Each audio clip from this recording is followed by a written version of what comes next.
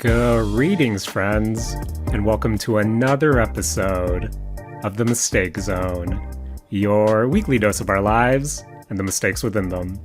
My name is Jaren Wade. Joining me, as always, one of my best friends in the whole wide world, Matt Alba. Hey, Matt. Yo. How are you doing? Yo, I'm doing good. It's great, Matt. Also great is that we're still joined by one of our other best friends in the whole wide world, Rakush. Hey, Rakush. Hello. How are you doing?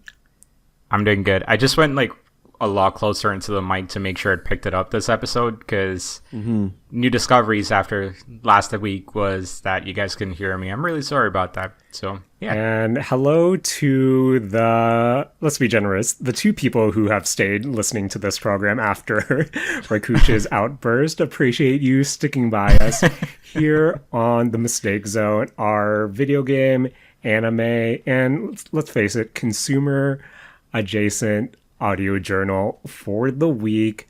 Guys, we're here in shopping season. Black Friday is among us, even though we're celebrating north of the border. I have to ask, since our first segment, as always, is us talking about our disposable income for better and mostly for worse. Hey, Rakush. What's up? Have you purchased anything this Black Friday season? Yeah, I did. Surprisingly, not as much as I wanted to, but yeah, I did. So, one of the big purchases I wanted to make, I'm trying to finish up an old collection of graphic novels for Lone Wolf and Cub. They were, I believe, from 2007 that Dark Horse had published them.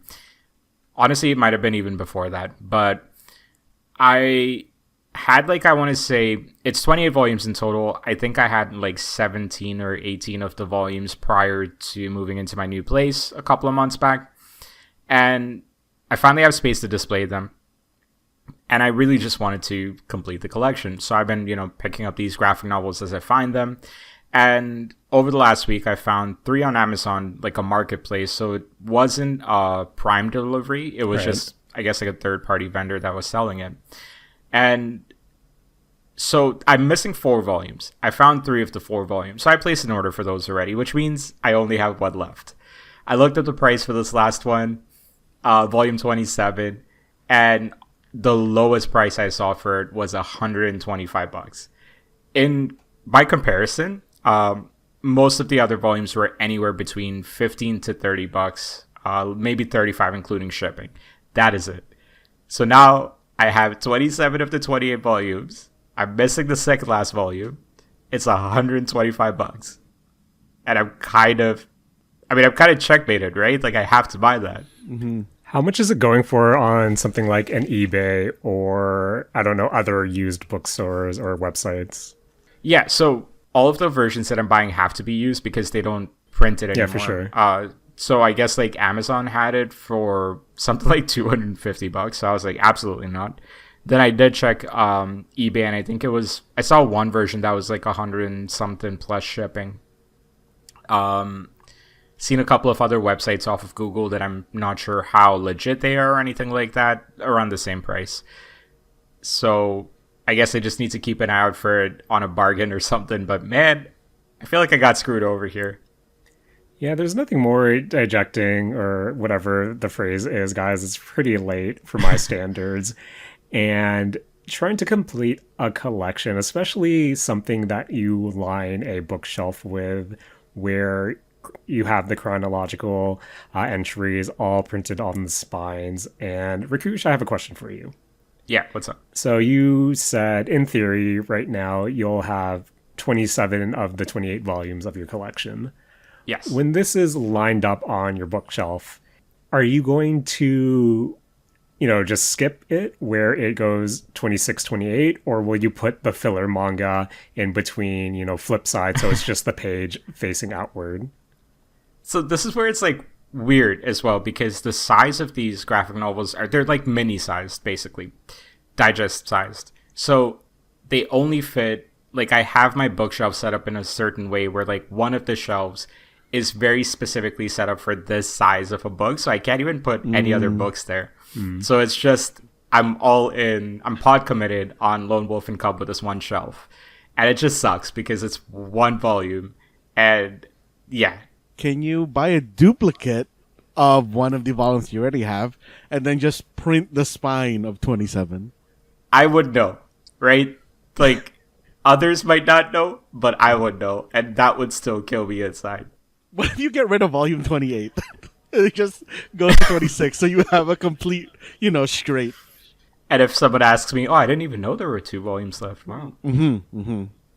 And that becomes a conversation starter for whenever someone in the know visits your place of residence, where, Rakush, I feel sorry for you. My condolences. Where, as a fellow collector who tries to collect certain series, that's a bummer. That's a killjoy. And I gotta ask our boy, Matt. Matt, what's your financial wisdom to our friend Rakush about what he should do in his predicament? It sounds to me like you're going to be spending $150 something. Yeah. Rakush, what means more to you? That you knowing that your collection is complete, or the well-being of Wallet-kun? If I were concerned about the well-being of Wallet-kun, I probably would have been a little bit smarter with my purchases the last few months. I feel like I need to know that it's complete, but I might need to wait a month or two to buy it because it's not on sale. It's not like, it's some like Black Friday deal or anything like that. I might just need to wait.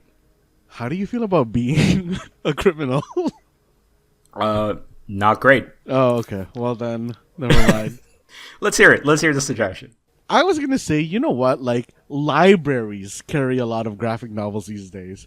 Have you considered signing up for a library, like, card and renting, quote-unquote renting, volume 27, and just, oops, guess I forgot to return it.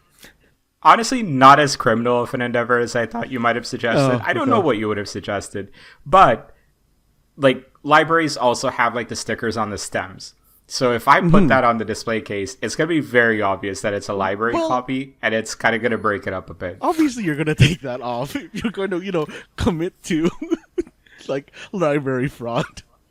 I think we might be finding out that I'm, like, very specifically for Lone Wolf and Cub, I have some, like, wild OCD happening here. Oh, man.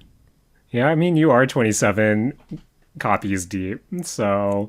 Thank you for the pause there, so it made it seem like I was 27 years old. Yeah, congrats, man. Need to remind our friends that this is not a crime podcast. We do not condone stealing from your local library. Honestly, we encourage you going to your local library. And returning your books. On time. And actually using the facilities that are just open to the public, where I know when I'm within the area of the Saturday Morning Arcade Clubhouse, there is a really nice library with a really nice suite for content creators, where the rise of podcast rooms in local libraries is not really both. I find it super cool that, anyone these days, including us, can have their own stupid audio journal podcast, and for your local library to, facilitate that, I think is really cool. So yeah, maybe, I know this is a little early, but hey, here's a resolution for us all. Let's all go to the library, because apparently I learned growing up that having fun isn't hard if you have a library card, friends. So let's have fun. Where'd you learn that from? I don't know, the story about a sassy little sister and her her mean older brother. You guys need a Vault episode? We can go into dissecting the characters of Arthur one of these days. But speaking about yesteryear, I come with some sad news about the parameters or the surrounding areas of the Saturday Morning Arcade Clubhouse. Matt, did you know the Toys R Us down the street from the clubhouse is closing down for good and currently having a liquidation sale? Wait, what? What are they going to put there? I feel like, because that's like an anchor store in that plaza, if I'm thinking of the right Toys R Us. Well, to be fair, there's an Ocean's, sort of near it, so I'm pretty sure the Ocean's which is an Asian grocery store, that has become the anchor store of that plaza for the longest time now. But yes, unfortunately, the Toys R Us closing down, I think, within the year. So there's a liquidation sale going on right now, 10 to 20% off everything. Everything must go.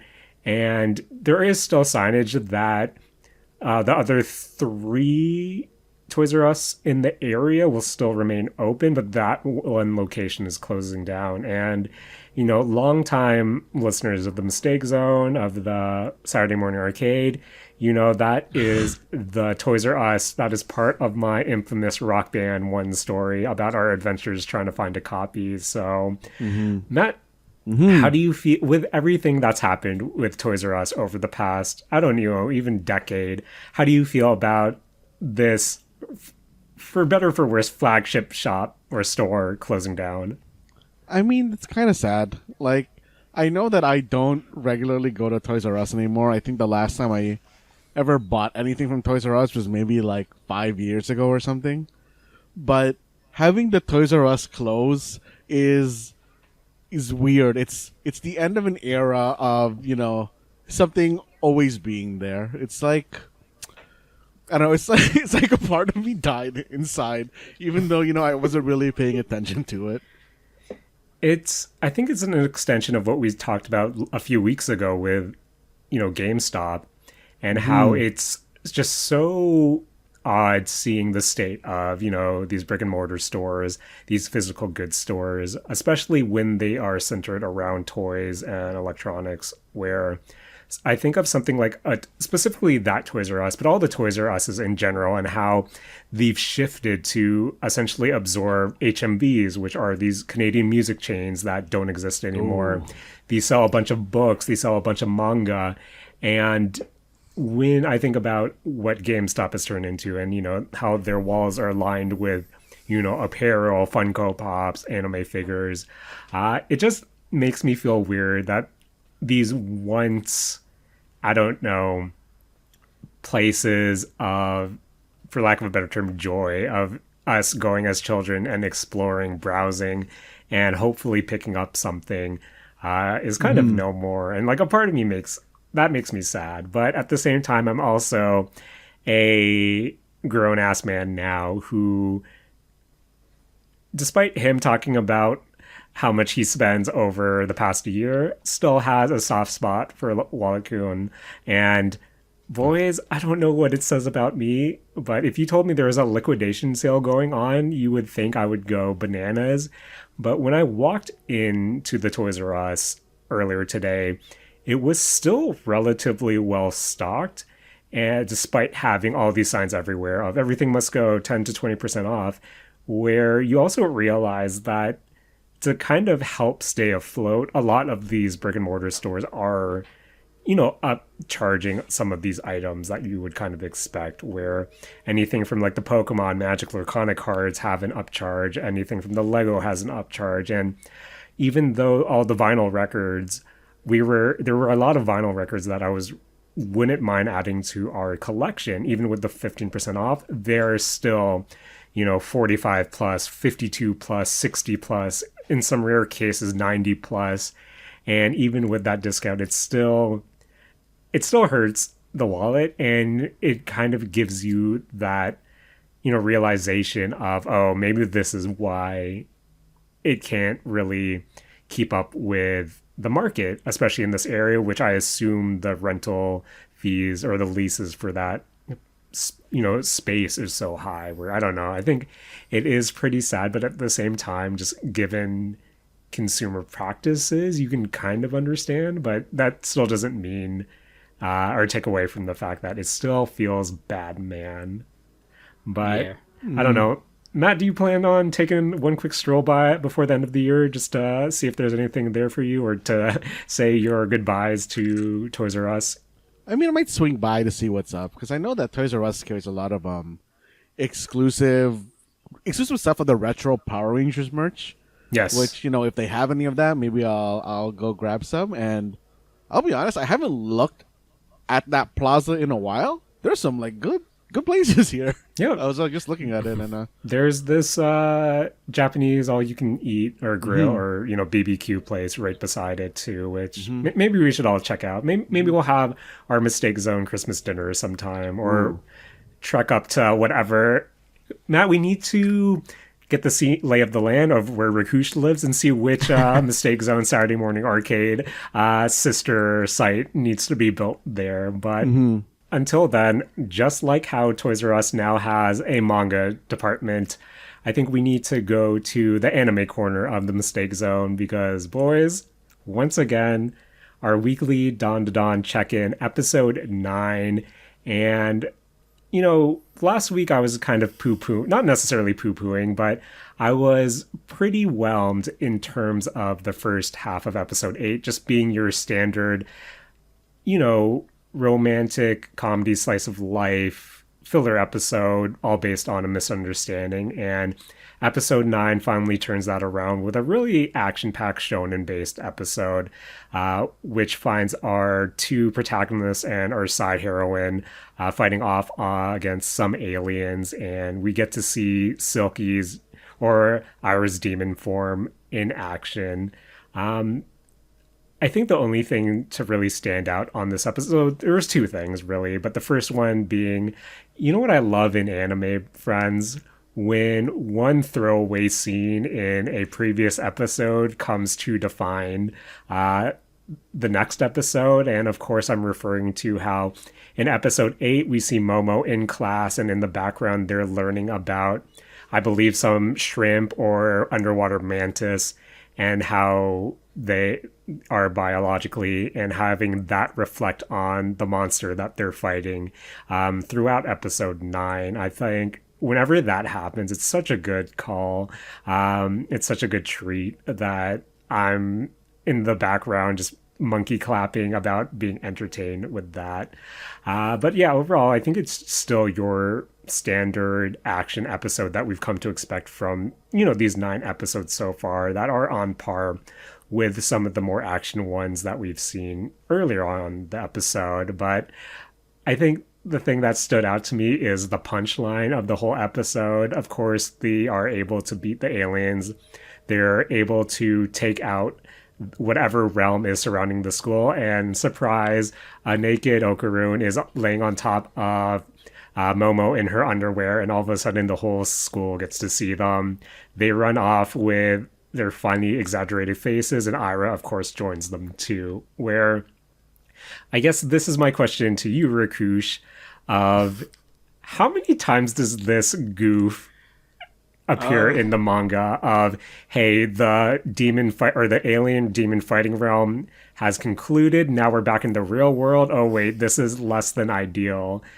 Because maybe I'm an old man prude, but I feel like when your two protagonists are naked in the middle of school, I feel like you can't go anywhere else from there. But Rakush, what's your thoughts on the punchline, how it was in the anime, and how I guess it might be used in the manga? Pretty accurate to what was in the manga. Again, like kind of a good trend with the series itself. To answer your question about how frequently this happens, I feel like maybe I just have a bad memory or I've wiped it, but I do not remember it getting this crazy. Okay. But there is still like some fan service, I would say. Like, I don't think this is a series where it completely goes by the wayside anytime soon. Or maybe again, just like I wasn't really like registering it after a certain point, because like you said, like once something like this happens, right, like what exactly can be crazier than this? So maybe even I wasn't registering it. I don't know. I was honestly, I thought this was gonna get stretched out like 1 or 2 more episodes. Yeah. So I was wrong on that, and I think that I'm glad I'm wrong, because the pacing was great on this episode. There was no like dead moments or anything like that. I think all the characters that were there kind of got the necessary amount of shine that they needed to. So yeah, I think other than the ending, the only thing really jarring about this episode was how I feel like with episode 8, it sets up that, you have Okarun and Ira fighting off against the 3 aliens, and then you have Momo separated by Nessie, where it was kind of jarring to see Momo all of a sudden join Okarun and Ira out of nowhere, and then have Nessie kind of follow her, where I think my only tiny nitpick complaint is I wish there was a bit more context of why Momo and Nessie all of a sudden appear, or at least Momo sneaking away from Nessie, to help establish that. Just because I think both of them appearing out of nowhere, even though we know that they're somewhere in the background, is just a bit jarring. So I wish there was a tiny bit of connection, because I do agree that I was worried this arc would stretch out a few more episodes. So for everything to be contained into this one episode and then over the 2 episodes, I think I really did appreciate that. Where, final question to you, Rakush, as the manga follower, do you have a better idea now where the season will end? Kind of, yeah. I mean, they still have to introduce like that one other character that is in the intro, Yes. right? The guy. So I'm assuming that arc is, or at least part of that arc is where they're gonna end it. There's a lot to cover in that one, so again, I don't know if they can do it with like 3 episodes left. Maybe they can. I'm just not sure. But if it's at this pacing, maybe it is possible. Yeah. So yeah, I'm curious to see how they finish this season. But I am also curious what future seasons look like and how frequently these seasons are going to come out, because it's not a long series. I think it's something like 100 and something chapters. So I just want to know how they're going to pace this as far as like, how frequently the actual seasons themselves are going to be released, because otherwise they could catch up pretty quickly. So I am curious about where this goes in the near future, because the pacing is great. I just have some concerns about how quickly they might catch up. Not in the traditional sense with like, how Naruto and like One Piece used to be back in the day, but I am curious.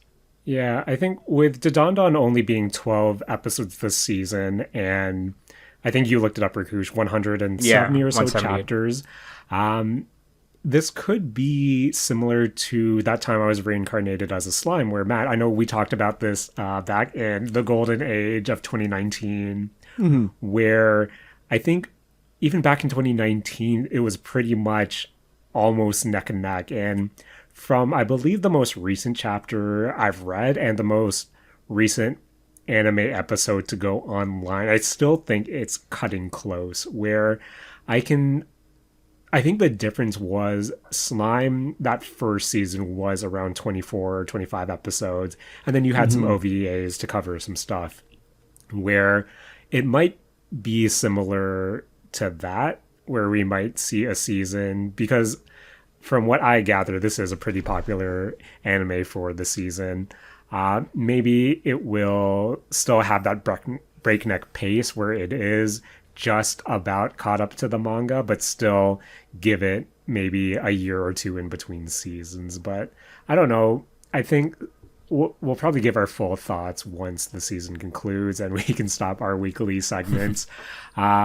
But yeah, enjoying it so far. Really did like episode 9. Good banter between, Ira and Silky plus Momo. And man, a lot of naked Okaroon. So it's a show that's really jarring in some aspects, where I love listening to other content creators, other podcasters that are on the older side talk about, just discovering it on Netflix, and half going, oh, this is a cool premise, and half going, oh, I don't like that the high school girl is strapped to this table. But yeah, it's one of the most impressive anime of the season for me personally, because it's the only anime I've watched this season. So Fair. Spoilers, the end of the year wrap-up episode for this will be what you expect it will be. But Don't you worry, Jaren. Matt and I will carry the anime portion of that. Looking forward to it. Did you guys know that Uniqlo has a Arcane collab? Yep. I was looking at those products today, but boys, I'm at that point where a lot of the graphic tees were on sale, but I headed straight for the Airism pants and shirts and the Heat Tech leggings, because I'm an old man now.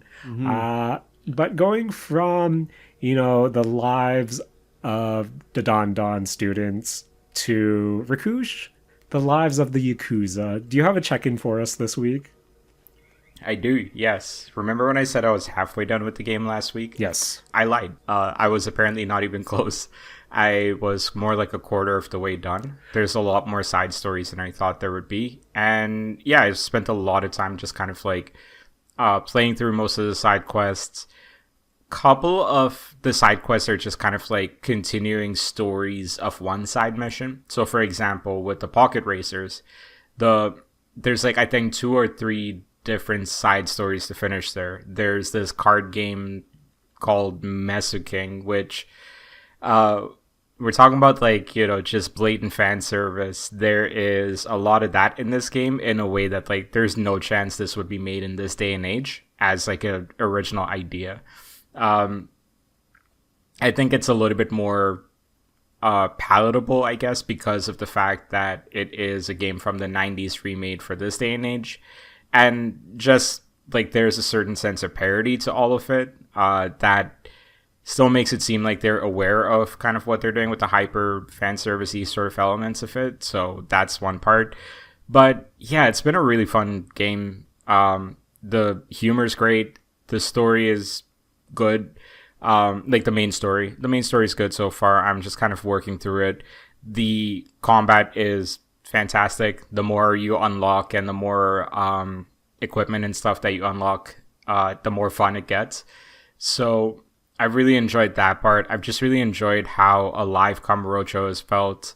I found something very charming about the cutscenes being remastered as well, because you can clearly tell like the original skeleton for these cutscenes, the framework for these cutscenes was made for like the Dreamcast, and it's just got a fresh coat of paint on it, right? So it's still got like this retro vibe to it.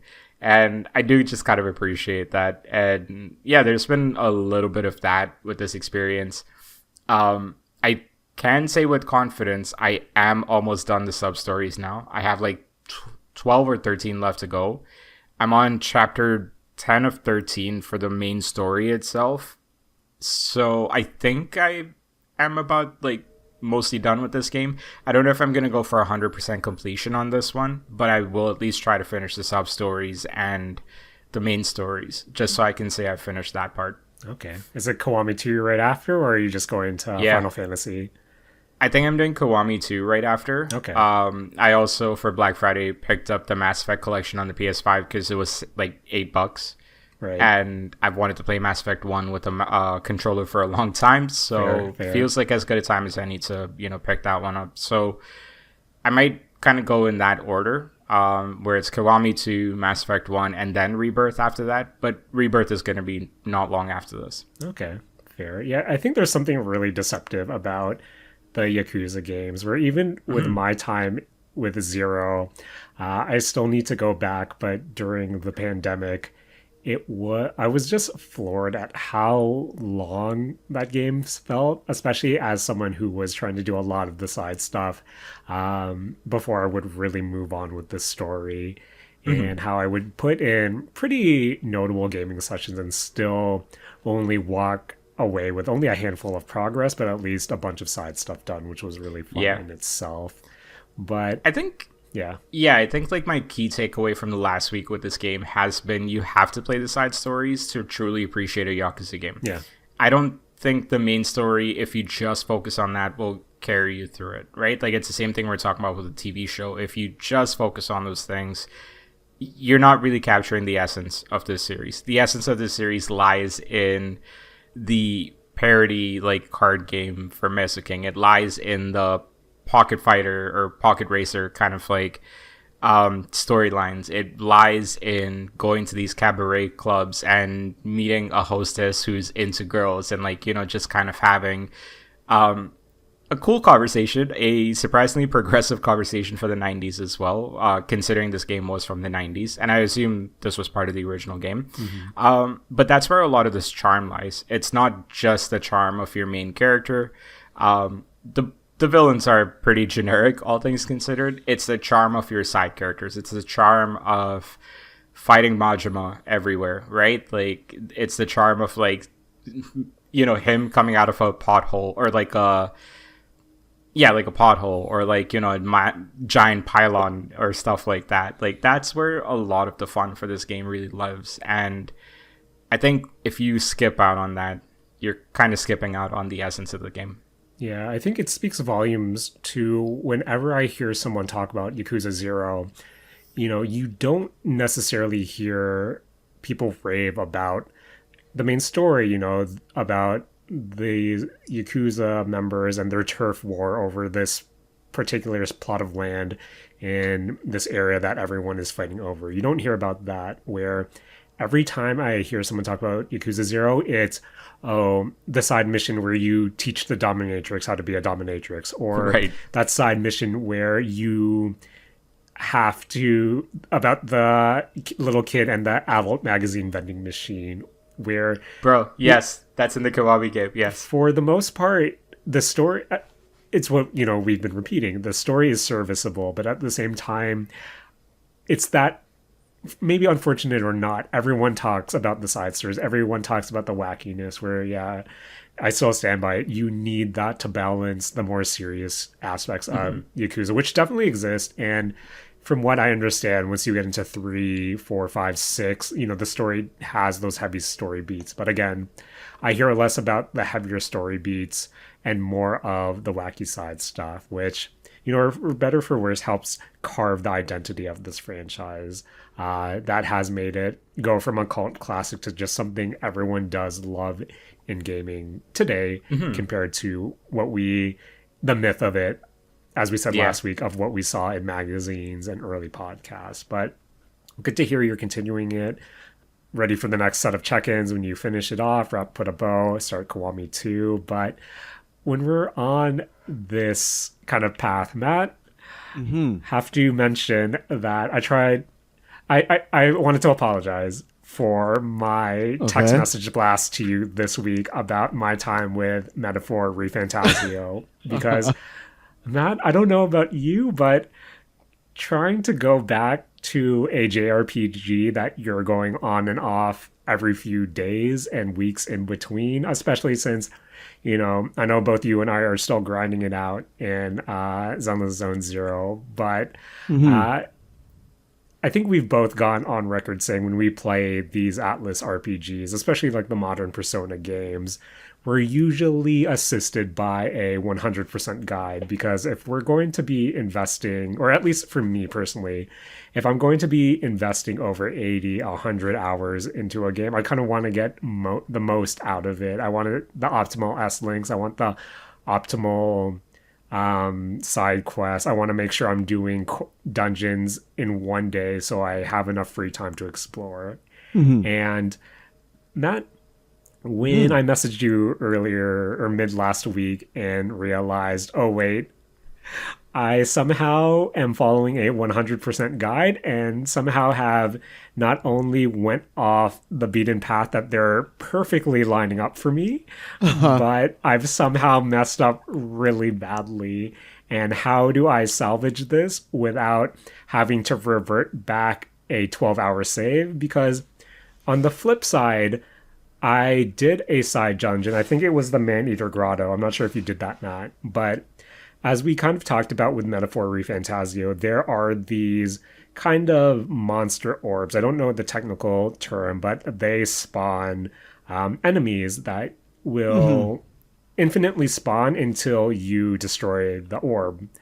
And for a way to regain mana in the game, you just have to kill one of these enemies in the overworld without activating turn-based battles. So if you want, you can just go into the Velvet Room equivalent, jump out, and kind of kill all the overworld monsters to replenish your mana, or essentially stand in front of one of these monster orbs. And with the magic of the Steam controller overlay on either the Steam Deck or your PC, you can just set one of the shoulder buttons or your right click to you being a toggle of mashing X, so you're just defeating enemies in front of this infinite portal. And for this dungeon in particular, there's no enemies that do ranged attacks. So Matt, you know me, I like to turn my games into idle games, so I turned on the toggle, let my characters spam X in front of this orb, and then 12 hours later, I was 10 levels ahead of where I was at. And for me to realize, oh wait, I screwed up by essentially doing this dungeon instead of talking to Maria. Now my 100% quest is out the window. That resulted in me spamming messages of despair to my boy Matt. And then I realized, Matt and Rakush, that the 100% guide I was following on my iPad when I play on the Steam Deck is not the 100% guide I'm following on my PC when I play on Steam. And boy, was there egg on my face. Where RIP. I don't know if I'm able to 100% this run right now. But have you tried to go back to Metaphor Refantazio? I keep telling myself that I'm going to go back, Jaren, but I never do. You know, it's right there waiting for its update, and I'm like, I should update you, but I have other games to pretend I'm going to go play. Fair enough. Now, where did you leave off in Metaphor when did you do the second major dungeon, or were you going towards the third? I finished off, I think, the third major dungeon. Oh, damn. So you had some beefy boy time in that. Yeah, I had like a decent amount of time in Metaphor Refantazio. I really feel like I should, go back to it, before this year is over. But, it's the usual. There's other games I could be playing that I'm not actually playing. And I mean, did you guys buy this game at release? You know it. Yes. Interesting. What was it that like sold you guys on this game for full price? I mean, it's like, for me personally, it was a game that I wanted to play. Like on the outset, because I really like the general style, the pedigree of the game, I guess. And I just wanted to play it. Like, I think I just wanted to play it is enough of a thing for me to be like, okay, I'm gonna go buy this game. Yeah, that's totally fair. I don't think we need more reason than that, right? But yeah. Because to be fair, if I wanted to scratch my Atlas itch, it was either this or Persona 3 Reload, and I've already played Persona 3, on the PS2, was it? And then the portable version, and I don't know. I think with Refantazio, there was the allure. I know we said this, Matt, when we talked about it, both the demo. The demo was also a huge plus as well. But it's the allure of how will this inform Persona 6? And yes. You can definitely see areas where it can, but at the same time, there's also areas where I hope there are lessons that they don't take into Persona 6, because if we really wanted to get into it real quick, Matt, as stylish as the UI is, I think the UI is actually really bad from a functionality standpoint, and I don't think during my... I'm not going to count the 12 hours of grinding AFKing, but within that 28 hours of me playing it, there were some instances where I thought the UI, from a usability standpoint, was just annoying. Like, essentially, whenever you switch your personas, your archetypes, they each have their own equipment loadout. And boy, oh boy, trying to figure out what's equipped and who has something equipped is not fun. And yeah. I think it's a good game. It's a fun game. I like the characters. I like the voice acting. But at the same time, there are bits and pieces that I think, man, the UI specifically, some of the mission structure as well. But I guess that's just a remnant of the modern Persona games.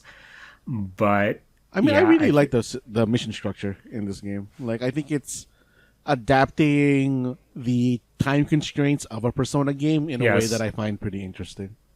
Fair enough, but I guess I'm still bitter about, I'm dumb and I didn't realize I don't know how to follow a 100% guide. But yeah, I think it is some of the UI stuff, some of just the aspects of randomness as well, where part of the game is you doing these side tasks to help, bring up your user attributes. And sometimes, depending on the task you're doing, it might randomly give you, 3 XP versus 2 XP versus 4 XP. And when you have guides encouraging you to re-roll if you didn't get the maximum amount of XP, I don't know. I feel like I like an element of randomness, but I don't like randomness in that regard. But maybe that's just me being butt mad that I'm dumb and I can't follow a guide. But still some smart. The more I play of it, the more smart changes that I think is there to streamline the grinding versus make the battles more thought intensive. It took a while for me to get used to the weakness exploiting compared to something like coming from a Persona 5. So I don't know, man. I'm enjoying it, but it's something that I need to be in the right mindset to do. But yeah, I think that's my metaphor check-in for the week. And boys, before we get to, I guess, our main event, I have to do it. I apologize to you and our friends listening, but guys, new Fortnite season started, and I played a bunch of Fortnite season today. This is Chapter 6, Season 1. Hunters is the subtitle. And I gotta ask you guys, they've introduced kicks, much to the dismay of the Fortnite communities I follow. But throughout the weekend, I've sent you screenshots of Godzilla, Alien, Peter Griffin, Optimus Prime wearing retro Jordans. And gotta ask you, Rakush, how does it feel that Fortnite is bastardizing your childhood icons? I think Fortnite is single-handedly the reason why media is dying right now. Oh, okay. I'm joking. It's not that bad. It's not that serious. No, I don't know. Like, every time I see it, I'm just kind of like, wow, these things I grew up with just don't mean much right now. Every time I see, like, Goku with a, machine gun, or, like, Godzilla doing one of the dances, and I'm like, damn, dog. You're saying you don't want to see Godzilla do the Dougie? I don't think I want to see Godzilla do the Dougie, but that was only after I saw Godzilla do the Dougie, so I don't know. Fortnite. I don't know, man. I don't know, friends. I don't know. Fortnite continues to be this toy box of a game, and not to go into it too much, but really liking the season, at least this initial season of Chapter 6, Season 1, just because, I'm a dirty weeb, and it is another anime, Japanese inspired season. But I think what really makes me excited about this season is the traversal stuff, where they've really leaned into the parkour element. So, you do have wall jumps, you do have, in addition to what we had before in vaulting, it's just more seamless. The animation looks better. You now have wall jumps. You do now have, if you do a jump and then you hold the jump button, when you land, you'll do an action roll. And I believe that depending on how high it is, you might prevent some fall damage, which I think is a really good change as well. You just have to kind of tune your muscle memory to remember just to hold jump every time you are kind of having a greater fall than you expected. But I'm really excited for actual parkour maps to hit the user created side, just to take advantage of that. Because again, Matt, me, I'm a sucker for parkour games, for good parkour, free running, just general traversal animation. So everything I've seen from people testing it so far in the user-generated content stuff looks great, and I'm really excited for a new wave of the Death Run maps to come out, because if you thought people were spamming it prior to all these parkour animations, I definitely think they're going to do it again. But yeah, all the changes, a lot of points of interest that are in Japanese inspired. You have a lot of samurai bosses. You have masks that give you teleportation powers and let you throw fireballs. Katanas are back. So it's something that I'm really trying to sink my teeth into in the beginning of the season before the meta really solidifies. But the reason I wanted to mention this in particular is, again, I'm not in Mistake Zone HQ right now. So when my partner and I played earlier, she was on the Xbox, and I hate to admit it, boys, but I was playing on the Switch handheld, and that, nothing more jarring for you looking at your Switch handheld and everything is sub 30.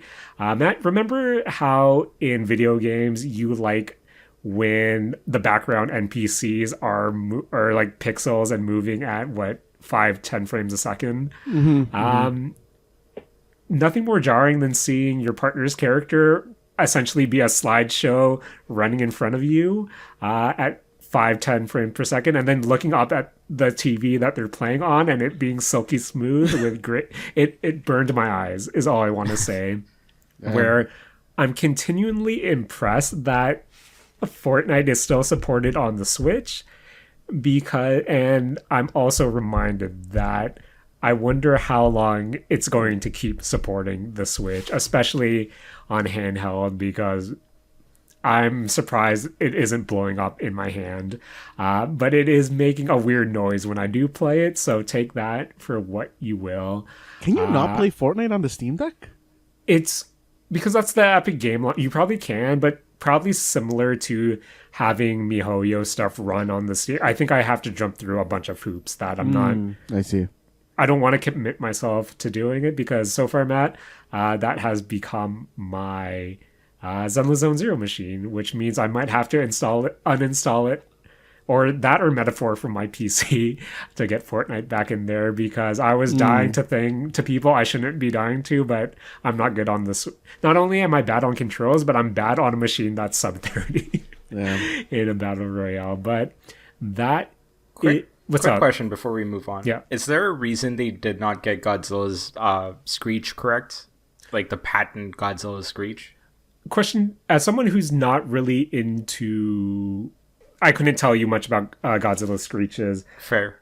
So the Godzilla that is in the game right now is based on the Godzilla Kong universe. Godzilla yes. Does that have a different screech than classic Godzilla?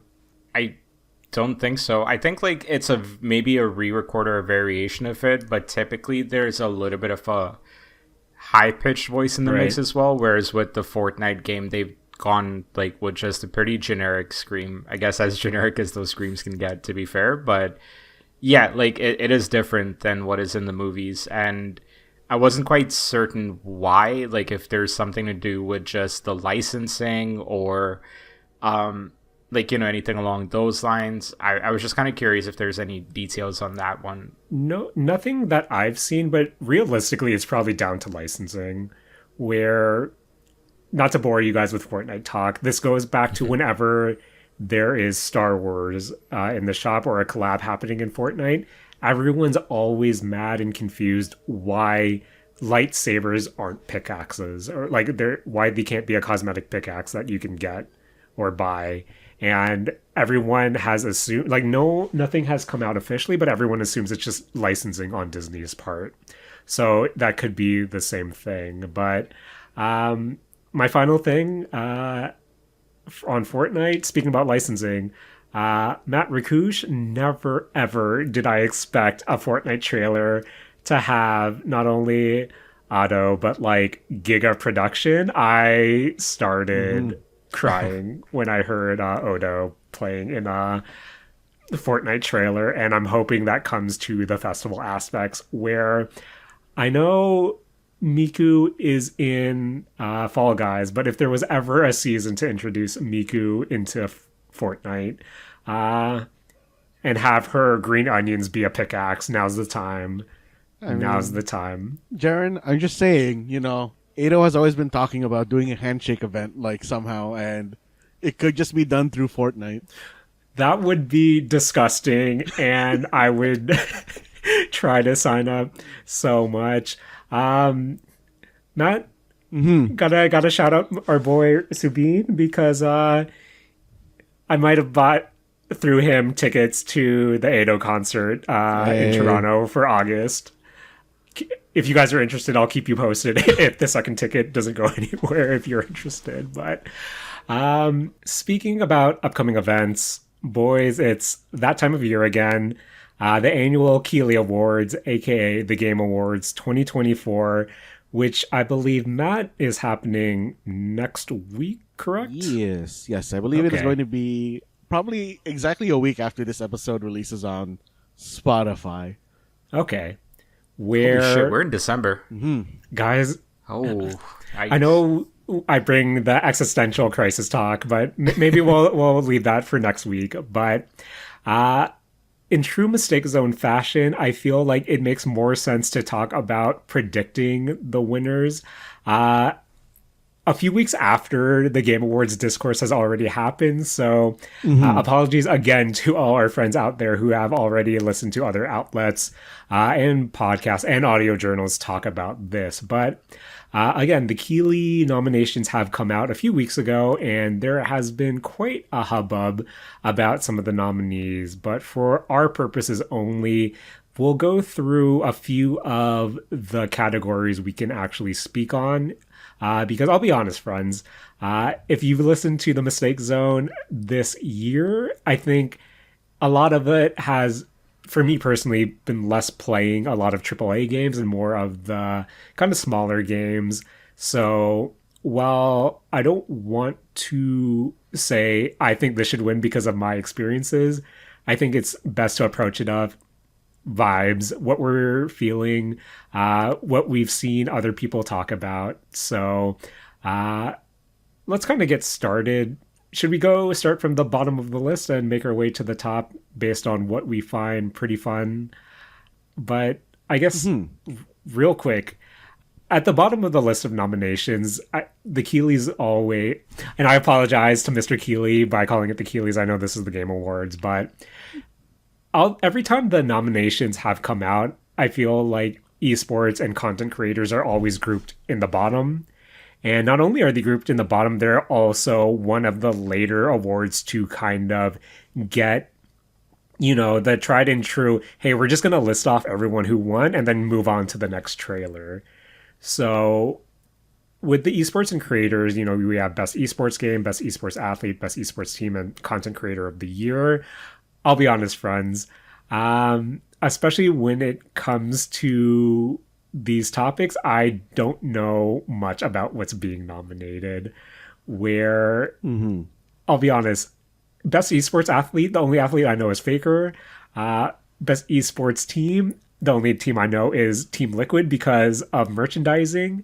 And content creator of the year, the only person I know on that list is Usada Pekara because, Matt, we're Dirty Hollow Boys. And I don't know, in terms of, I think one thing I just want to get out the way, because I don't think there's a lot we can talk about here, is every time I've heard publications and podcasts talk about these specific categories, it's met with such apathy where a lot of people have admitted that when for context, voting for the Game Awards is done by a panel of different media outlets and video game journalists spanning different countries. I believe there are over 100 in all. And that comprises of 90% of the vote, where fan vote is the other 10%. And for better or for worse, every time I've heard a publication talk about esports and creators, everyone's talking about, I skip these. I don't know what they're talking about. I don't know who these people are. I don't know what these games are in the context of being an esports game. So I always found that interesting. This might be a weird question, but guys, in terms of the Keighley's, why do you think they continue to have esports and content creator categories? Am I just not the target demographic for this to matter, or is there some sort of disconnect actually happening here? I just wanted to kind of get your vibe check on that. I mean, I understand specifically, content creator of the year, this whole these whole four categories in general of best esports game, best athlete, best content creator, best esports team. I think that the games media, in particular, Mr. Keighley's Game Awards, they skew towards our generation. Fair. And I think that you need to have these to pull in the youths. Right. Because, in like what you were saying, the people saying, hey, I don't know who any of these people are, I think they're all our age. I'll be honest, if I was just to take a stab in the dark, I'm going to guess that they're all very close to, or in our age group. Yes. And this is setting up for, the people who are going to take the mantle after them. That's fair. So you're saying I'm just old, Matt? I think we're old. Yeah. I mean, Rakush, unless you have a different idea on why these are getting added. So my take on this is it has more to do with the fact that the video game awards are on Twitch, right? There is also a fan voting element to all of there's this community element to all of this stuff as well. And I haven't watched a lot of League of Legends, but I can tell you there's a community there. And you kind of need to acknowledge that, all these different pockets exist online and things like that. Yeah, I also don't know a lot of these nominees, and I wouldn't be able to speak on it from that perspective. But I think when I look at for example, Content Creator of the Year, I do think you need to acknowledge the fact that these awards are a content farm. When you are on Twitch, you will see your favorite streamers being let's watch the video game awards together, right? So I do think you do have to have that certain element in there that keeps people engaged and keeps that connection with what is a very lucrative platform in this day and age, right? Gone are the days where it's you can read Game Informer magazine and that was influential in your decision making for video games and stuff like that. I feel like content creators are the way to go. So I don't think you can remove that and still keep the essence of the video game community and video game streaming and stuff like that in the show anymore. Yeah, I guess again it is the echo chamber that I'm currently in, the old man echo chamber, as you will, where if the Keighley's wants to be a celebration of gaming, which I'll give him the benefit of the doubt, where that is what he's trying to do, hopefully, where you do have to represent these aspects. But again, I guess it's the echo chamber I'm in, that there's a disconnect to the older audience that might not be in tune with these games, with these communities, with these teams, with these creators too. So yeah, I get that. I think it's just so jarring for me to have people say, I'm just not voting in these categories because they don't mean anything to me. But before we move on real quick, the VTubing community towards these nominations, maybe it's the circle I'm in, again the echo chamber I'm in, but everyone freaking out about Pekara being in this. I'm just saying Iron Mouse won this category last year, so shout out to Iron Mouse, putting some respect on her name, where if Pekara wins, I wouldn't be super surprised, because again, Iron Mouse kind of also establishes that sadly, if no one knows who they're voting for, maybe they're going to pick the anime girl. Let's be honest. But not any category in particular that stood out to you or you have some thoughts on. When me and you both initially saw Pekora get added, I really want Pekora to win because of the Kojima narrative. And Matt, are we bringing Rrats into the mistake zone? Jaren, if we're not going to bring Rrats into the mistake zone, what are we even doing on this podcast? Rakush, do you know Explain what Rrats are? the Kojima narrative. No. Rrats are narratives, but go on. Oh, God. Okay. I see it now. Okay, Rakush, the rat behind Pekora being added is that, Mr.Keighley is very good friends with, Kojima. And I need to note, this is all in jest. I think this is really funny, and this is probably not what happened, but I think it's funny. That's Jared's opinion. I think this is true. I believe, I subscribe to the narrative that Kojima has, demanded that his favorite VTuber, Usada Pekora, is added to Content Creator of the Year. And he's holding some kind of Death Stranding 3 reveal or something behind Pekora winning. That's my narrative. The opinions of Saturday Morning Arcade are not a monolithic opinion. Rakush, for context, Kojima tweeted about Pekora sometime this year. I figured I guess there was something along those lines. You know what? Both hold weight. Not to take away from Pekara and her success, because again, she's constantly one of the top female streamers. Overall, I keep seeing her, I think every month, every time the stream charts come up. Really consistent fan base, really passionate fan base. But hard work always should pay off, and Pekara is one of the hardest, not only working VTubers in general, especially, and even in HoloLive as well. Not to take away anything from the talent there, but again, the rat about Kojima holding this over Mr. Keighley's head is really entertaining to me. But speaking about Mr. Kojima, Most anticipated game, we have Death Stranding 2, Ghosts of Yotai, Grand Theft Auto 6, Metroid Prime 4 Beyond, and Monster Hunter Wilds. Boys, I thought Metroid Prime 4 came out already. That's how not in tune with the gaming culture I am at this very moment. But what do you think will take away most anticipated game?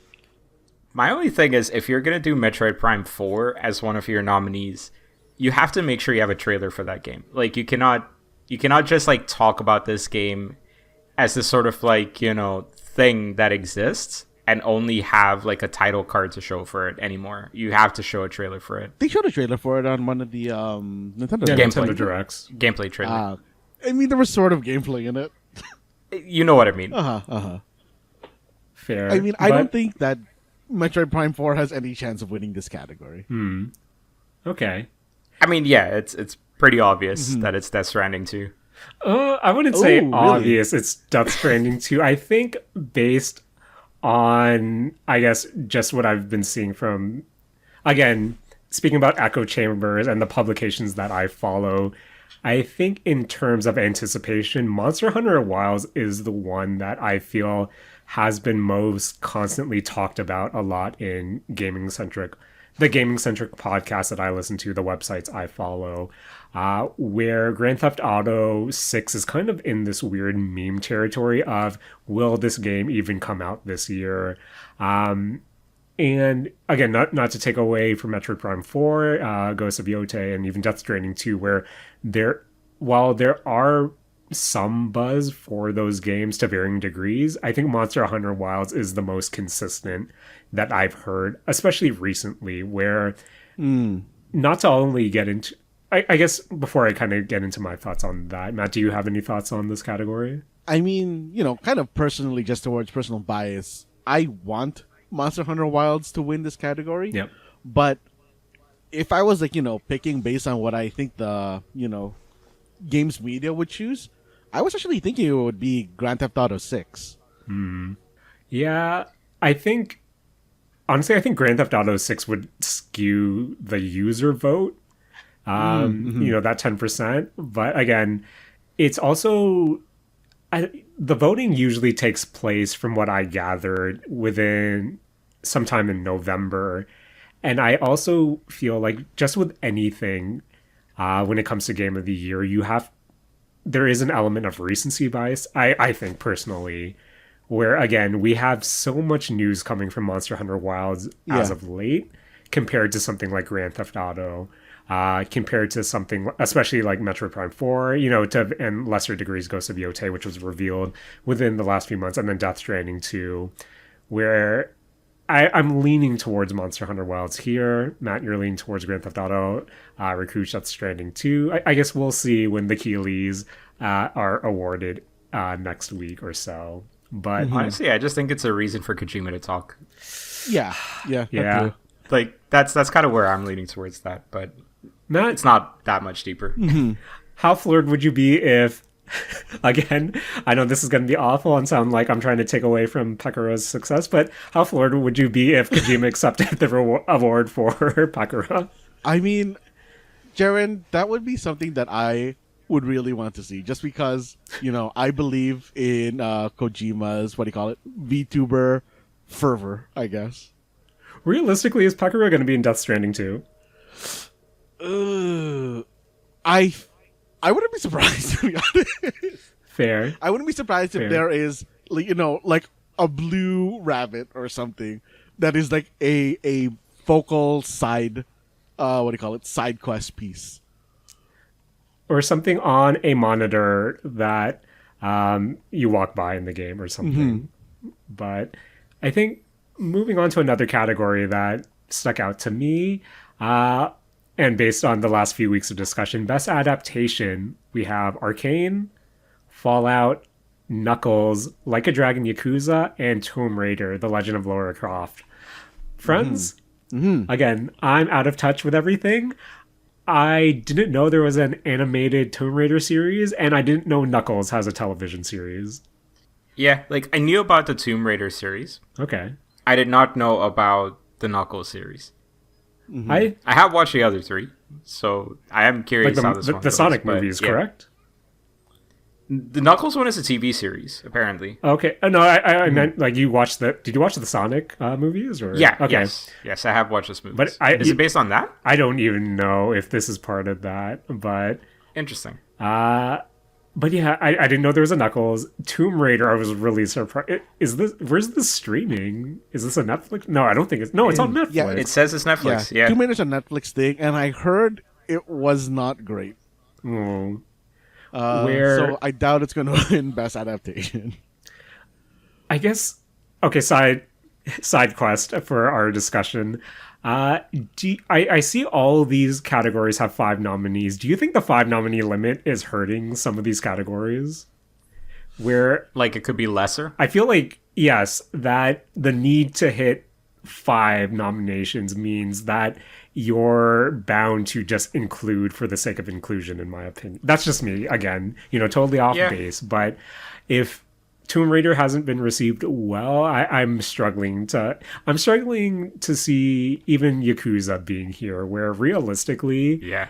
based on, I know, again, biased because I've only watched one of these and you guys talk greatly about the other, where the running has to be either Fallout or Arcane at this point, right? I think so. Yeah. I'm actually really curious which one wins because I thought both were equally phenomenal. Yeah. Honestly, Ella and- Purnell, is that her name? Can accept either, Yeah. so that's fine. Oh, that's a good goof. That's a good. It's a good. It's a good one. Congratulations to her. I personally think Fallout wins it just because I think Arcane was a continuation of something. So if I'm going by that logic, I feel like Fallout probably wins it. Also, I feel like Fallout probably, I would say, has a wider audience because it is a marquee Prime Video show. Mm-hmm. And it's live action and it's done really well. So I feel like Fallout's winning this one. I think to add on to that, Rakush, it's the surprise element that I think people might go for, where Arcane is known quantities, as you said, that Yeah. they know that the quality was high based on season 1, where I'll admit it, in terms of discourse around the Fallout series, there was a lot of skepticism that I personally saw prior to its release. And when it did come out fully, take the ending for what you will, but people were pleasantly surprised at how high quality it was, and were anticipating highly season 2, where I think for that might give it the edge in terms of, voting. Plus, I think realistically, if we're going off the judges, I think they might also skew towards Fallout over the League of Legends game. But There's also just a certain like recency issue as Yeah. well, right? Like Arcane just ended. When has the voting start? When did the voting that's start true. for this? Like, did they have the entire season of Arcane to watch? Like, if it's the Academy Awards or whatever, Yeah, like yeah. that's another part of this. So fair. Moving on. Actually, this is a quick aside. I was actually honestly surprised at Best Sports / Racing Game. Just because, Rakush, I'm not sure how much you can speak to it. Sorry, I'm typecasting you as the sports boy. But are you I've earned that. That's fine. Are you also surprised that they didn't nominate the college football game? Because I thought that was a really, like, not only did it sell like a bajillion copies, but I thought that was relatively received pretty well. Where, it was a big cultural moment as well. I'm surprised it's not, seeing WWE 2K24, and from what little I heard about F1 24, I'm shocked that college football game isn't here. I think that's a weird omission. Where, I said it's kind of weird that you have 5 nominees and some of them don't necessarily deserve, quote unquote, deserve to be there. Then again, it's just the Keighley's, who really cares. But again, with how much discussion I just saw on college football, I'm just surprised it's not there. But Matt, I think one category in your wheelhouse is best sim and strategy game, where Yes. as not only did I typecast Rakush as the sports guy, but Matt being typecasted as the sim / strategy guy. Any thoughts on this category? This category is weird to me because, first off, I am surprised that Manor Lords is here. Not that Manor Lords isn't a good sim or strategy game. I think it's weird that an early access game is inside of this category. Yeah. And then going off of that, I'm surprised Kunitsugami is here because that game was so all over the place that I am surprised that it's categorized as a sim strategy game. Fair. You know, Unicorn Overlord, I think, is actually like a very interesting ad here. I wonder if it has the potential to win. I feel like it doesn't, because I feel like this has to go to either Frostpunk or Age of Mythology, just because of like, you know, those are kind of like strong pedigrees going into this category. Fair. But like, yeah, it's weird that like, you know, going into your you know, does every category need 5? I think I'm seeing it here very well. Yeah. Okay. It's rough. Like, okay, I guess like for like a discussion point, going to Mana Lords, do you think that an early access game should qualify onto here? Because I feel like we're also going to touch on something similar once we get further in the categories. I feel like that question has existed since PUBG. Yes. And yeah, like I don't know if there's a clear-cut answer anymore to that, right? I see. Yeah, I think not necessarily peek behind the curtain just because that means a different context, but I think after PUBG, and honestly after Hades 2, not Hades 2, but Hades, you know, 2, T-O-O. Right. Hades, yeah. comma. Hades as 2. well. Yeah. It's such a hard defining point where I can't tell if that's a discussion in terms of limitations to how many nominees you have or what defines, not to get all philosophical, but what defines a video game in 2024, where I know we'll eventually get to it because we have to with the Elden Ring, Shadows of the Erdtree nominations all over the place. But in terms of having a I guess it's hard. I just don't want to throw it to your court because when I think about it, it just becomes semantics all jumbled in my head. And then I get really pessimistic of, we're all just dust in the wind. What does this really matter? But at the same time, if you're able to have a long experience, a substantial experiment that you personally find feature complete, I think that's argument for including early access, for including DLC, where if you're because again, it's hard in the realm of video games just because you have such a wide array of different titles of varying of length of production where I don't know, it's odd where something like a early access game, something like a substantial piece of DLC, I can put in, 20, 30, 40 hours, and just because it's an early access, just because it's a piece of DLC, is it all of a sudden invalidated because of those tags versus the 6 hours I put into a fully released indie game? So again, it's been interesting following the discourse around those like early access and DLC in particular, especially in context of the Game Awards these past few weeks, just because I initially saw people, turn their brow away to that, but you still have the few people, from what I've seen, still arguing for it, of it's still an experience that you're putting hours into. And for the most part, if your re-release, if your DLC, if your early access is more enjoyable than something that is quote unquote fully released, then why should it be invalidated, I guess? But I think that's where my mind is kind of swirling. But Rakush, I know you had some thoughts when you saw that, jumping the gun here, that Shadows of the Erdtree was nominated for Game of the Year. But where do you kind of fall in the early access, in the DLC, and kind of tagging in this situation? I think it generally should depend on what the artist's intent is. And I think a big part of that, for example, is the early access version of a game, starting with early access and going to DLC after, but like, is the early access version of the game the final version of what the artist wants you to play and judge, versus is it just out there to like generate funding, right? Because initially when early access was a thing, it was to one, generate funding, to generate buzz, and like, just kind of like keep production going on certain video games, right? Like that crowdsourcing things a little bit more. That was, at least as I remember it, maybe I'm being revisionist with the history on that stuff. My bad if I am. But I think like when it comes to early access, if that answer is no, then I don't think you should be judging that game, right? So it's a little bit tricky. It's a little bit weird where it's kind of like, yeah, where is that demarcation line of you can now review this game, you can now judge this game? I don't know. It's all so blurred at this point. Like Vampire Survivors was an example of this, right? Like when we started playing it, it was 0 point something. I stopped playing it, so one of you might need to correct me, but is it even on 1 point anything right now? Oh yeah, it's like way past that. Okay. Yeah. So for a game like Vampire Survivor, do you judge it at, the time I played it?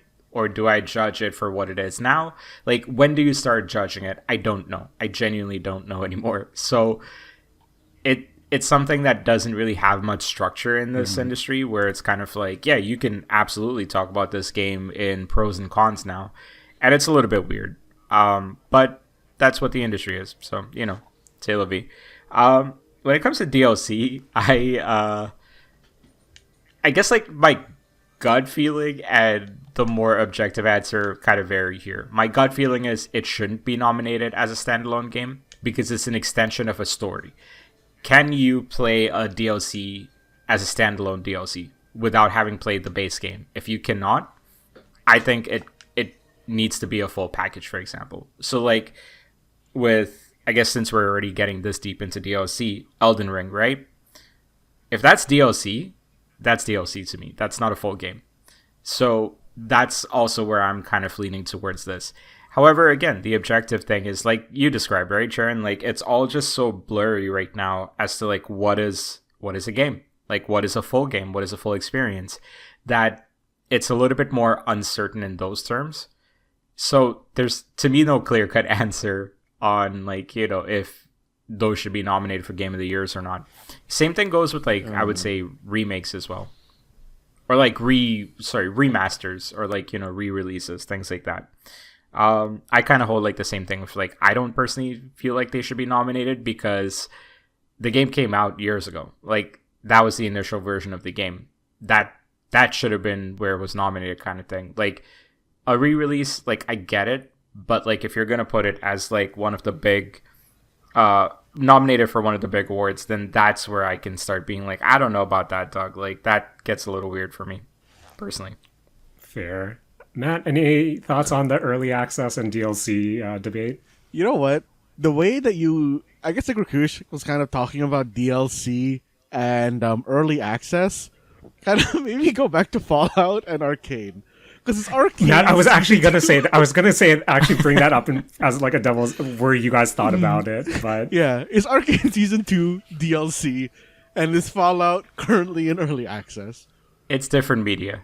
It's different media entirely. So I don't think you can hold the same measurement of success or like, awarding for those to me. Yes. fair. Yeah. That's fair. But at the end of the day, it's a subjective thing, right? Like if you feel like, yeah, like DLC should be a part of these awards, then all right, like, it's Jeff Keighley's awards. Like, who am I to tell him, right? Yeah. Like, that's what it is. He's the one with the multi-million-dollar production, and we're our dinky audio. Yeah, like here. Literally, like I don't even have a mute button to like go and cough. Yeah. Right. So like, it's fair. Like Yeah. Like personally, it's all subjective. I don't think like Erdtree should be in here. Like if I were like give a say, I think Erdtree shouldn't have been in here. Fair. I think quickly scanning through the list of the remaining categories, for the interest of time and the sanity of our friends listening, there's a lot of categories, there's a lot of nominees, and again, I haven't played a lot of these, but Matt, one realm that we're quite versed in is best mobile game. Yes. And this is a particular weird category to me personally because I think my definition of mobile game is so much weirder than what I find the spirit of this category has been.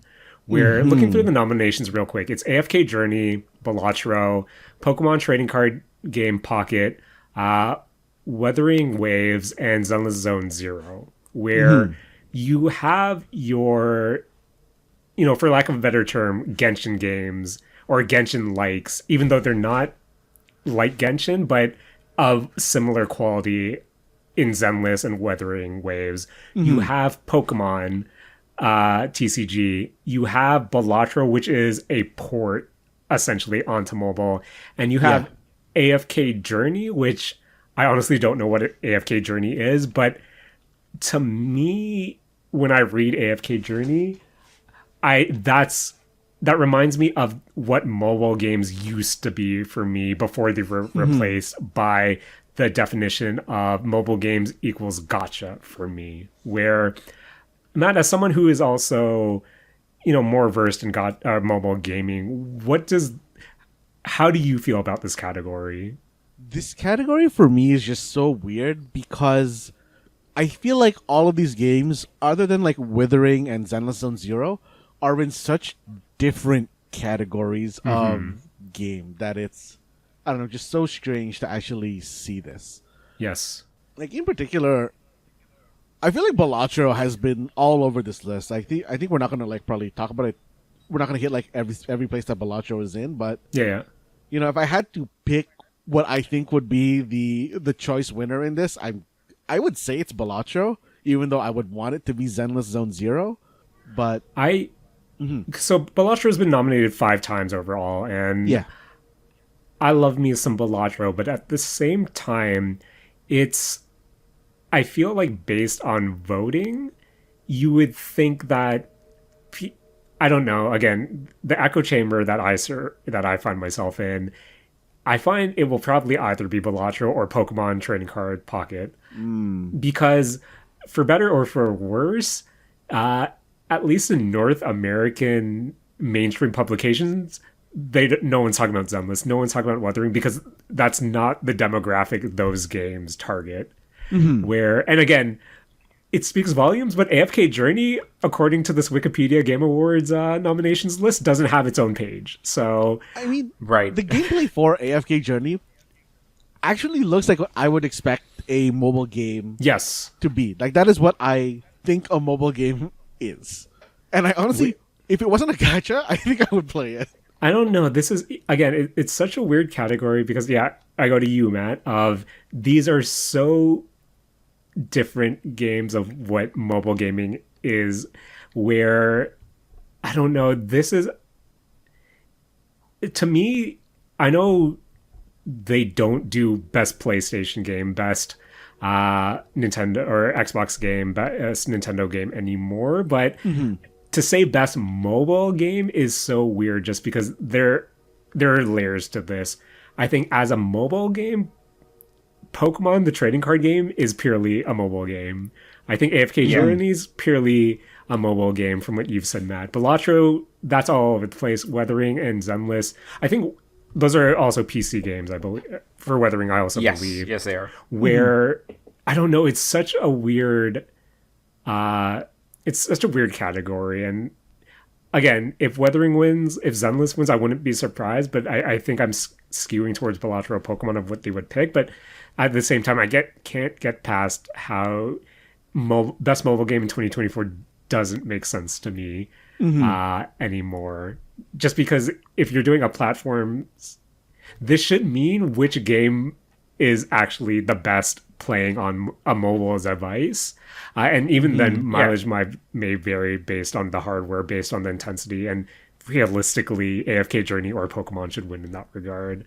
Maybe it's the semantics of the category, right? Like, yes, all of like 3 of the 5 of these exist on different platforms, but maybe it's about just like the best mobile version of a game or something like that. But even just beyond that, Pokemon TCG, when did that come out? It was like October sometime. I think there was maybe like a pre-release for a month and a half. The soft launch was, I think, early September for like New Zealand. Yeah. So that's another one of those instances where it's just kind of like, how long does a game need to be out for an ongoing game? Because that's what Pokemon TCG is, in order for it to be like properly reviewed and rated and stuff. So I'm a little bit curious about that one as well. But I think it's just another instance of like, if not this year, which year would you put that in, right? So it probably is just there for the sake of it. My gut tells me Balatro is winning this one, but yeah, I've not played that game. I don't know. Pokemon's too strong, but boys, you know what else is strong? My confusion of what's the difference between Game of the Year and Best Game Direction, because we've lightly talked about it with the discussion of DLC, but at the same time, when I saw the nominations come out and the fact that Game of the Year and Best Game Direction are side by side from one another and have the exact same nominees, no offense, Mr.Keighley, but I think this is I echo the sentiment of, if these two categories are beside each other and they have the exact same nominees, what do these categories even mean at this point? Yeah. Like, you can even take it like one step further, because I know Matt was like, when he was looking at the list, he flagged art direction. Outside of Balatro, 4 of the 5 are the exact same games as well. Oh, and Best Art Direction, yeah. Neva replaces Balatro. Yeah. I mean, Best Art Direction is a lot easier to understand, of like, which is, I think, the most aesthetically cohesive Fair. or, pleasing. I mean, sure, I get it, but that's also part of game direction, right? Like, is your game... No, I get where Matt's coming from. I think game, you're talking from a fundamental mechanic level, and how it comes together in a package. I think Best Art Direction. Yeah. But, so, honestly, to you, game direction is gameplay? The way that I am looking specifically at Game of the Year versus Game Direction is, Best Game Direction is the potential that this game could have reached based on what they were saying. Like, is this a good idea? Was it, and like, is everything, the story, the mechanics, is everything cohesive? And then Game of the Year is, did you do it? Did you execute it correctly? That is how I don't know. like, that sounds like the same thing to me. That sounds like the same thing to me. Yeah. Because, if you're talking about did you execute on game direction, should that not be part of best game direction? Because if your, like, parameter for that one is just potential, it can't just be potential, right? It's like potential reached has to be part of that measurement too. So, like, to me, that still reads like the same thing.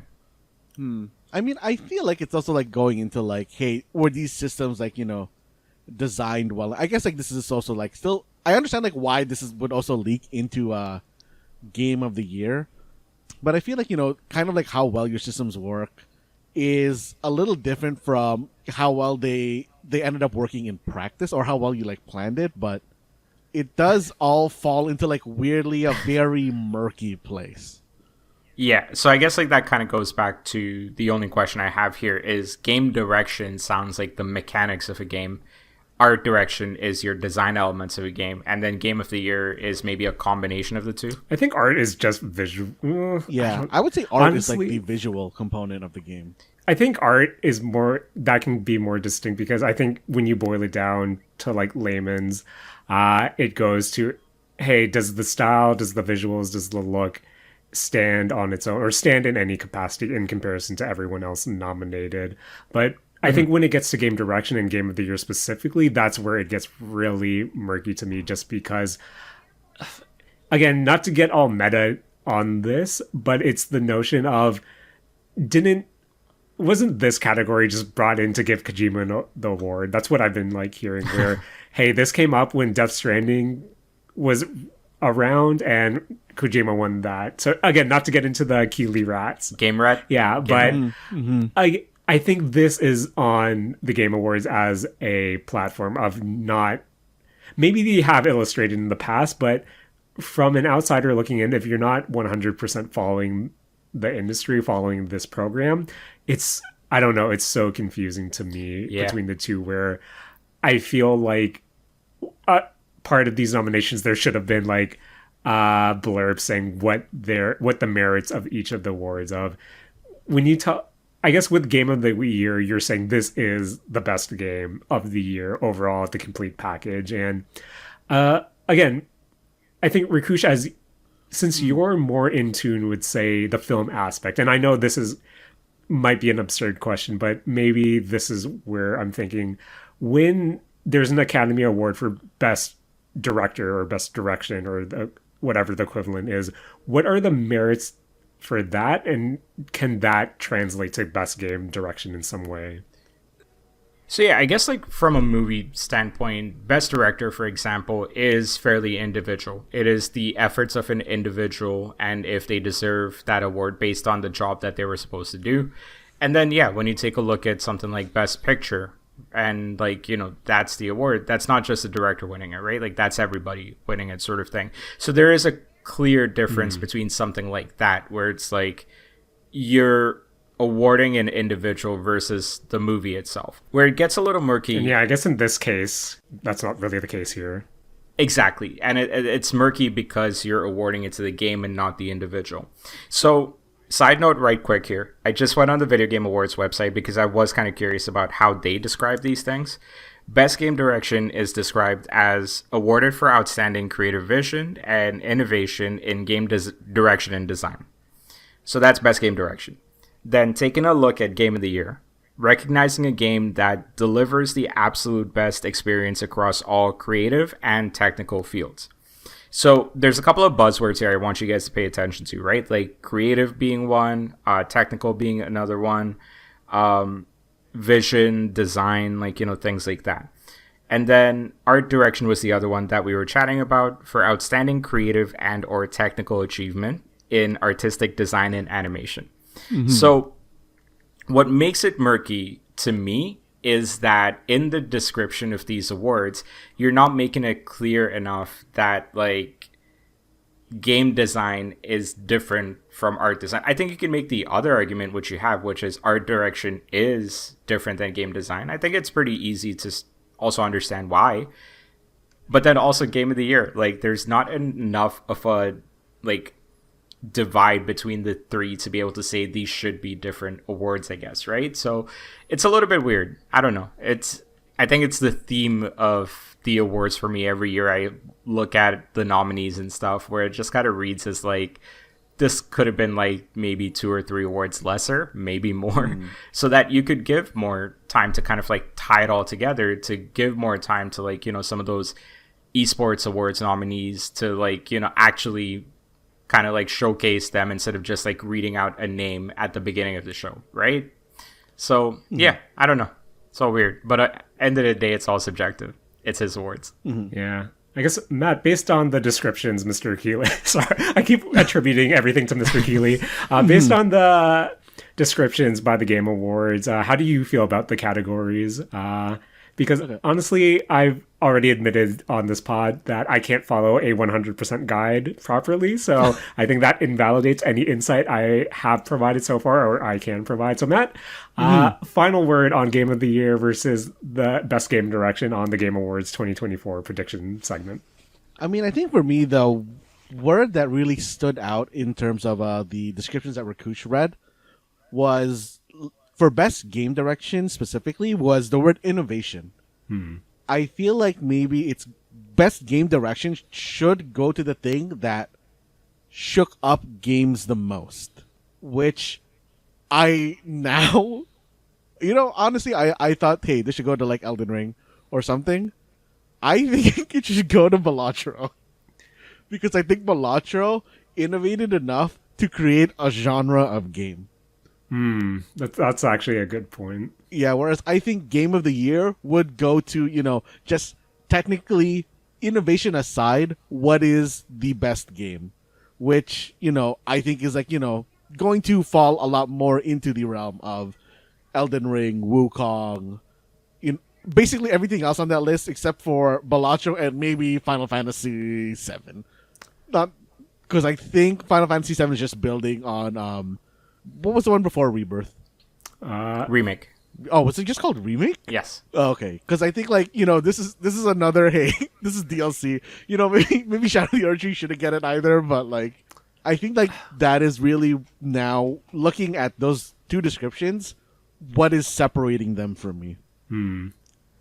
I think I guess in following in Matt's footsteps, I can see that, where I think with best direction, if we were going with that, Balatro, I could totally see that as well, with that being the context.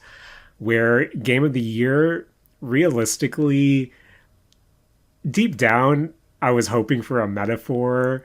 I'm still hoping for a metaphor win. But to me, I think in terms of JRPG vote split, it will go between Metaphor and Final Fantasy, where I don't know, we live in a world where, again, not trying to take anything away from It Takes Two, but It Takes Two won Game of the Year a few years ago at the Keighley's, where in my heart, I want Balatro or Metaphor to take it. I think, boys, is there a world where Astro wins Game of the Year at the Game Awards this year? I don't know because I haven't played Fair. that game, so I genuinely am not sure. I feel like Astrobot, between the two categories, I think would maybe win Best Game Direction over Best or over Game of the Year. Okay. I genuinely think Black Myth Wukong would be my call on what wins Game of the Year. Okay. So let's go gut check final to close out this segment. Matt, you're going with Game of the Year Black Myth Wukong for the Keighley's. Rakush, based on your gut, what do you think takes it? LA Dodgers versus New York Yankees World Series Game 1 2024. Cool. I'm joking. I don't know. Like, I think probably Final Fantasy takes it because it's the biggest name out of all of these, and I genuinely have no idea how the other games fared. Like, I played a little bit of that Metaphor demo, but not enough to be able to speak on And it. that's your gut. That's your gut. And taking the context of Best Game Direction, you know what? I'm going to put my chips in Balatro taking Game of the Year at the Keighley's. So I guess we'll find out next week. And boys, this has been a beefy boy episode, but real quick, have to do our favorites segment of the week, questionably, the Don't Match Me Challenge, which is at the end of every episode, one of us will bring forth 5 questions, 5 categories, and we'll ask whoever brings it, we'll ask our friends here and you, our friends listening at home or wherever you are. And all you have to do is come up with an answer that doesn't match, for this week, my answer. Even though it's a audio journal, you're free to pause it if you don't know an answer and just look one up real quick and just resume listening. But I think at least for this week, try to go off the dome. But if you want normal mode, just don't match me. If you want hard mode, don't match both Matt and Rakush as well. But with the rules out of the way, Surprise was kind of in a bind of how should we craft Don't Match Me this week? Because normally our questions sort of have to do with the episode at hand. But realistically, I'm a fan of the Toronto radio staple, The Roz and Mocha Show. And they, for the 15 years they've been on air, occasionally do this game called 5 and 7. And I think some of the categories for 5 and 7 are pretty fun. So boys, in the spirit of the Mistake Zone lifting content from other places of content, here is my Don't Match Me Roz and Mocha edition. Question 1. Easy peasy. Name any organ in your body. Name any organ in your body. Ooh. Shit, I gotta look this up. See, don't you have a list of the ones that have just been removed from you? Or does it not count because they're not in your body anymore? Well, okay, no. The reason I need to look it up is because I always thought there was just like 5 key ones.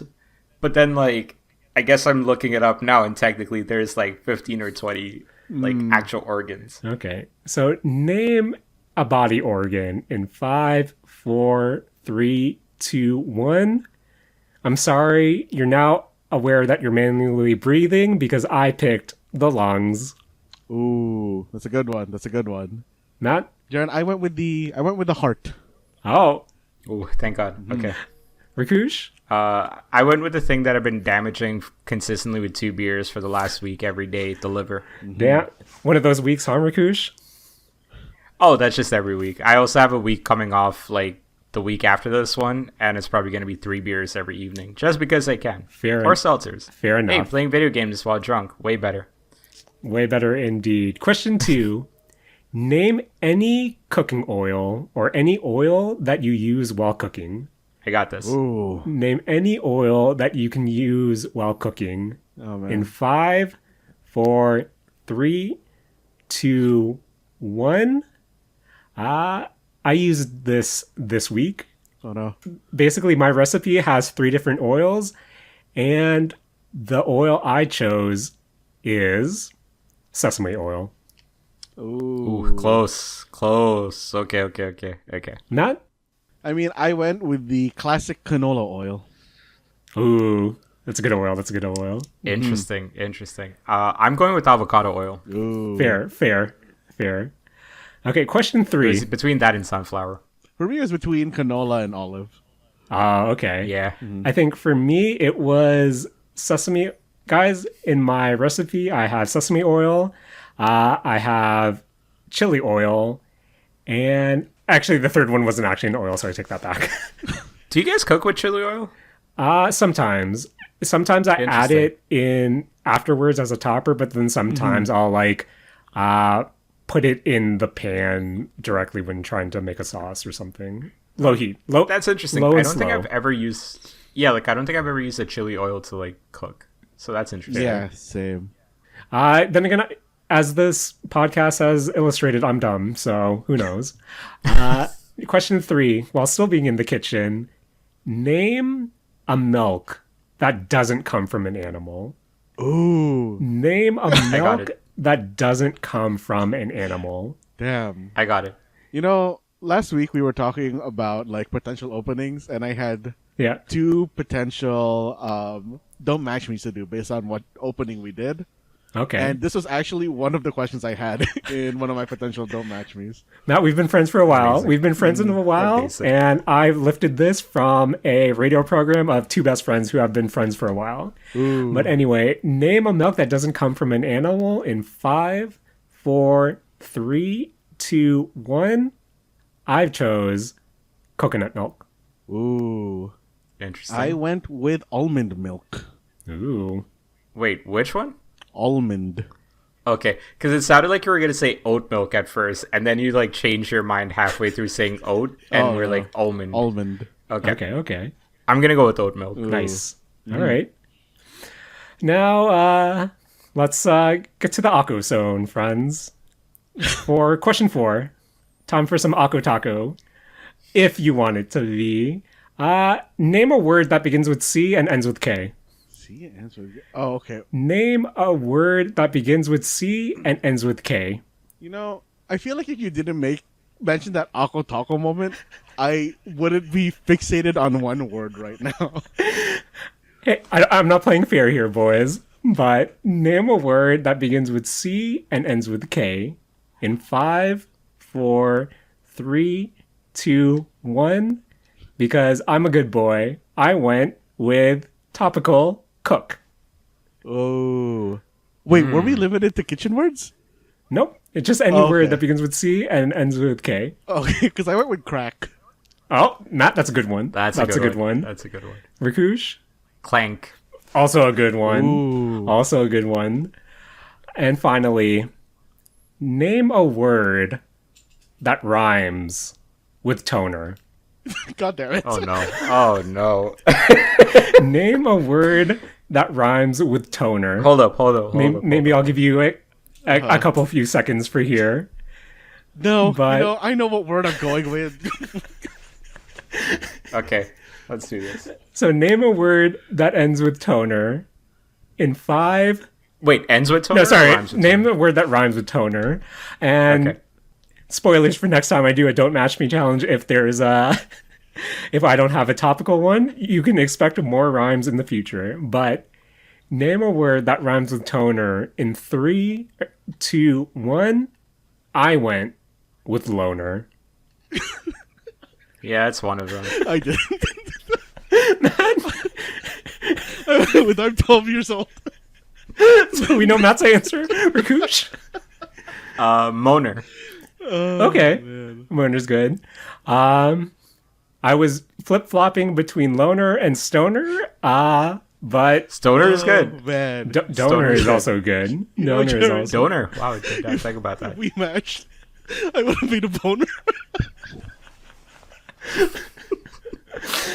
guys. My sides hurt, but This has been a beefy boy episode, longer than I thought it would be this week. So, in the spirit of American Thanksgiving, I want to give thanks to my two best friends, as always, for joining me this week.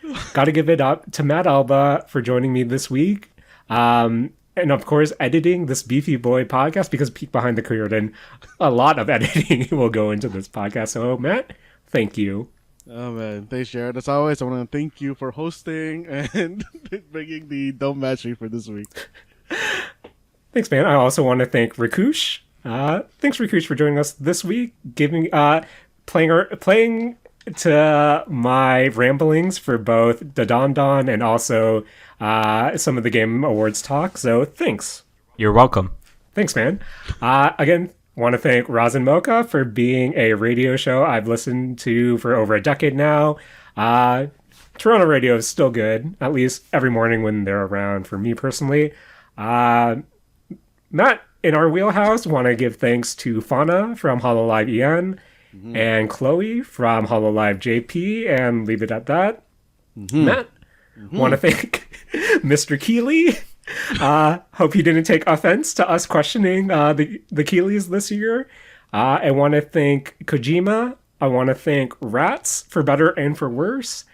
And I want to thank Godzilla for wearing a pair of Jordans. Beefy Boy episode. So, Matt, again, thank you for editing this monstrosity. And before you do that, please take it away. This has been a mistake zone, and we're all out of quote-unquote stupid mistakes.